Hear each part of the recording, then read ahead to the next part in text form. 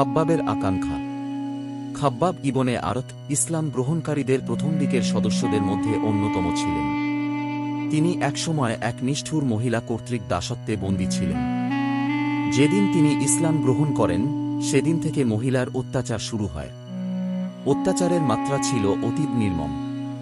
তাকে নগ্ন করে তপ্ত বালুর উপর শুইয়ে রাখা হতো, যার ফলে কোমরের গোশত গলে পড়ে গিয়েছিল। কখনো কখনো গরম লোহা তার মাথায় দাগ বসিয়ে দেওয়া হতো, যেটি তাঁর শারীরিক ও মানসিক যন্ত্রণাকে আরও বৃদ্ধি করত।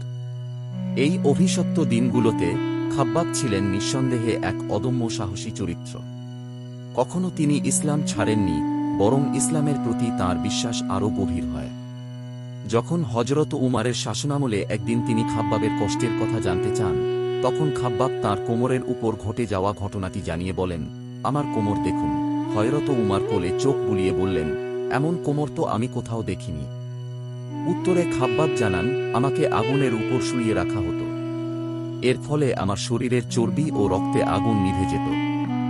এত কিছুর পরেও খাব্বাব কখনো ইসলাম থেকে বিচ্যুত হননি। মুসলমানদের বিজয় এবং ইসলামের শক্তি বৃদ্ধি পেতে থাকলে তিনি আল্লাহর কাছে আক্ষেপ করে বলতেন, খোদা না করুন আমার কষ্টের পুরস্কার আমি যেন দুনিয়াতে না পাই। খাব্বাব ৩৬ বছর বয়সে মৃত্যুবরণ করেন এবং সাহাবীদের মধ্যে প্রথম তিনি কুবায় কবরস্থ হন। তাঁর মৃত্যু পর হযরত আলী রাদিয়াল্লাহু একদিন তাঁর কবরের পাশে এসে বলেন, আল্লাহ খাব্বাবের উপর রহম করুন। তিনি নিজ খুশিতেই ইসলাম গ্রহণ করেছিলেন, নিজ খুশিতেই হিজরত করেছিলেন, জীবনভর তিনি জিহাদ করেছেন এবং অশেষ যন্ত্রণা ভোগ করেছেন।